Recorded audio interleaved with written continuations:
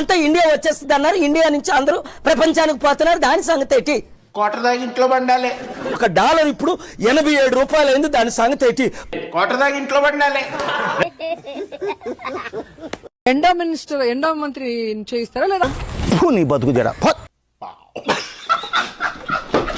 175 ఎందుకు రావు? 175 చేయగలుగుతా. వాడి బొంద గెలుస్తాడు, డిపాజిట్లు రావు ఈసారి. ప్రజలందరూ ఆశ్చర్యపోతున్నారు.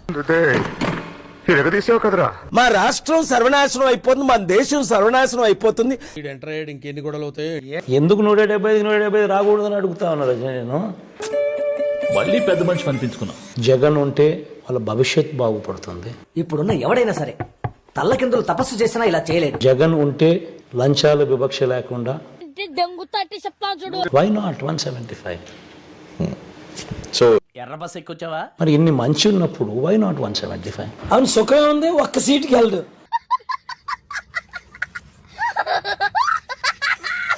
175కి 175 వై నాట్?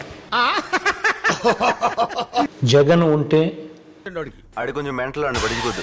ఎందుకు రాకూడదు అని అడుగుతాను నేను. ఎందుకు రాకూడదు అంటున్నారు? ఎన్ని వస్తాయని నేను అడుగుతున్నాను. పెడితే 10 సీట్లు కూడా రావు. గతంలో ఎప్పుడు ఇలా లేదు, ఫస్ట్ టైం. దీనికి నాకన్నా ఎక్కువ తెలిసినట్టుంది. ఒకటి గత ప్రభుత్వం మీద బురద జల్లాలి, లేదా ఎవరో ఒకరి మీద తోసేసి తప్పించుకోవాలి. ఆ సంగతి తెలియదు మాకు. ఈ రోజు నేను సూటిగా అడుగుతున్నాను పవన్ కళ్యాణ్. మీకు చాక్లెట్లు, ఐస్ ఫ్రూట్లు, బిస్కెట్లు, జీళ్ళు కూడా కొనపడతాం రా. భరోసా ఇవ్వడు, ఏ విధమైన సపోర్ట్ చేయడు. మాట్లాడుతున్నావు, పగిలిపోద్దాం అనుకున్నాం. ఇక్కడ నేను చెప్పిందే జరగాలి అన్నట్టు అహంకారంతో. మీరే నువ్వు నిజమైన సనాతన యోధుడివైతే మరి ఇంతవరకు ఎందుకు రాలేదు? ఇంత టైం ఎందుకు పట్టుకుంది? నీకేమైనా తెలుసా? వీళ్ళకి ప్రజలంటే అభిమానం లేదు. ఓహో, ఇంటి అడ్రస్ అక్కడికి వచ్చి కనుక్కుంటారు. అతన్ని ఫస్ట్ తీసేయాలి. మన నిర్లక్ష్యం వల్ల 6 మంది చనిపోయారు. ఇది పెద్ద దేశముదురు, దీని పొగ నడచాలి. చీట్ కాకూడదంటే మీలాంటి వాళ్ళు అధికారంలో ఉండటం వేస్ట్. వెళ్ళిపోయే పరిస్థితి రావాలంటే మళ్ళీ అన్నకి గెలవాలి. ఆయన మాటలకి చేతలకి సంబంధమే లేదు. ఎదవ ఎట్టకారాలు వద్దు. సనాతన యోధుడిని నేను. ఎందుకు ఇంత నీచంగా ప్రవర్తిస్తున్నా నాకైతే అర్థం కావట్లేదు. ఇంక రేపు జగన్మోహన్ రెడ్డి గెలవాలి. మీ నిర్లక్ష్యం వల్ల, మీ అసమర్థ పరిపాలన వల్ల. నిన్ను తిట్టొచ్చే, నువ్వు నన్ను తిట్టకూడదు. మీరు ప్రత్యేక హోదా ఇస్తానన్నారు, ఎందుకు ఇవ్వలేదు? మీ పేరు పచ్చళ్ళ పరమానందం కదూ? నేను చెప్పిన సత్యమా కాదా? నువ్వు చెప్పింది కరెక్టేరా, మన వాడి బుర్రలో అసలు ఏమీ లేదురా. నరేంద్ర మోదీ తల్లిని వదిలేశాడు, భార్యను వదిలేశాడు. ఏం కావాలి నీకు? అరే ఏంటిది? గింత దానిక గంత గడబడి చేస్తున్నాం రా. తెలుగు సత్తా 15 కోట్లు. నువ్వు ఎప్పుడు కావాలని ఇక్కడికి వచ్చి ఫ్రీగా భోంచేసేళ్ళు. ఓకే, ఏమవుతుంది మన రాష్ట్ర ముఖ్యమంత్రులకి, మన రాష్ట్ర నాయకులకి? దేశం ఒరే దరిద్రుడా, బయటకు రాగానే ఎలా మారిపోయారంటే. వీటిని నమ్మకండి వీటి సామాన్యుడు కాదు, మహానటుడు. చంద్రబాబు నాయుడు గారు బానిస అయిపోయారా లేదా? ఏంట్రా అప్పటి నుంచి చూస్తున్నాను, ప్రతి దానికి నేనే పీకా అంట. ప్రధానమంత్రి గారు, ఆనరబుల్ ప్రైమ్ మినిస్టర్ వాడు అసలు పెద్ద జఫాగాడు. చేసిన తప్పులన్నీ ఆయన కప్పుతూ కరెక్ట్ గా గెస్ చేసావురా. అబ్బా, మీరు ఎంత పొడుగండి,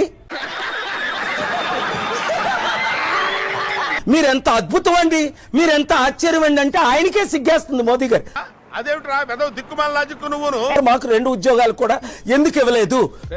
అంత వచ్చేసి పనికిరాదురా. దేశ గుజరాతీలకు చూపిద్దాం, ప్రపంచానికి చూపిద్దాం. ఈ జోకులేసేస్తున్నాడు రా. జిల్లా మొత్తం చంద్రబాబు నాయుడు, తిరుపతి జిల్లా వాళ్ళు కూడా అక్కడే పోయి తిరుగుతున్నారు.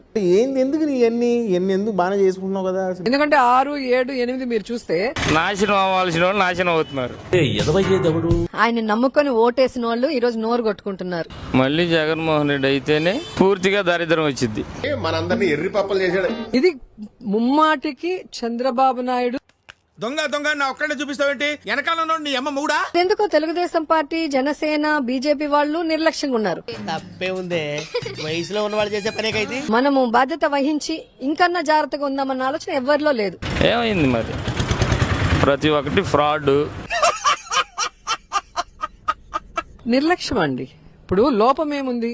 నేల మీద కుక్కలా పాకు అంటే ఎస్పీని కేసులో పెట్టాలి కదా. సనుడు ఆపి మ్యాటర్ ఏంటో చెప్పు. ఇప్పుడు ఎందుకు రాలా? మిమ్మల్ని ఎవరు ఆపారు? ప్రజలకు సదుపాయాలు కల్పించాలన్నా వీళ్ళకి ఆసక్తి లేదు. అంటే మీరు అర్థం చేసుకోవాల్సింది, మీరు రాజీనామా చేస్తారా, చంద్రబాబు నాయుడుతో చేస్తారా? అంది గింది కుక్క నక్క అని మాట్లాడకూడదు, అడ్డగాడిదే. ఇదే చూసారు కదా. మాకు తెలుసు. ఐపీఎస్ని పోలీసుల్ని వార్నింగ్ ఇచ్చి తేల్చేసుకుంటా, మీ సంగతి తేల్చేస్తా. ఎక్కడున్నా లాక్కొచ్చి మరి నీ సంగతి తెలుస్తాం. నా బతుకి వంటోడు ఒకటి తయారయ్యాడు. మళ్ళీ వచ్చేది మేమే, ఎక్కడున్నా నీ సంగతి తెలుస్తాం. ఆయన ఎవరనుకున్నావు? జ్ఞాని, బ్రహ్మజ్ఞాని. 11 మంది ఎమ్మెల్యేలను వైసీపీ వచ్చేస్తుంది అధికారంలోకి 4 నెలల్లో. ఎలా? కనీసం డిపాజిట్లను వస్తాయో చూడండి. ఎల్లకాలం ఈ ప్రభుత్వం ఉండదు, వచ్చేది మేమే. నువ్వు మామూలు కాదురా, నీ వల్ల నాకు బీపీ రైజ్ అయిపోయి హార్ట్ అటాక్ చచ్చిపోయేటట్టున్నాను రా. మామూలుగా ఉండదు నీ భవిష్యత్. ఏంటి మా వాళ్ళ మీద కేసులు పెట్టి విచారిస్తున్నావంట? వీటన్నిటికీ మూల కారణం నువ్వురా. నాకే సంబంధం ఉంటావుట్రా. అదే చంద్రబాబు నాయుడుకి ఏమన్నా జరిగితే నిమిషాల్లో వాలిపోతాడు.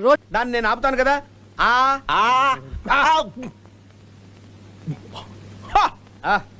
మీరు ఒకసారి ఎంక్వైరీ చేస్తే మీకే అర్థమవుతుంది.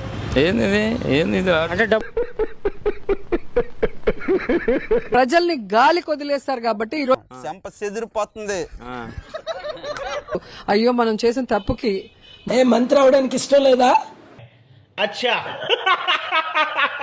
అడ్డూలో ఏదో జరిగింది అని చంద్రబాబు నాయుడు అబద్ధం చెప్తే మీరు అసలు ఏం మాట్లాడుతున్నారు?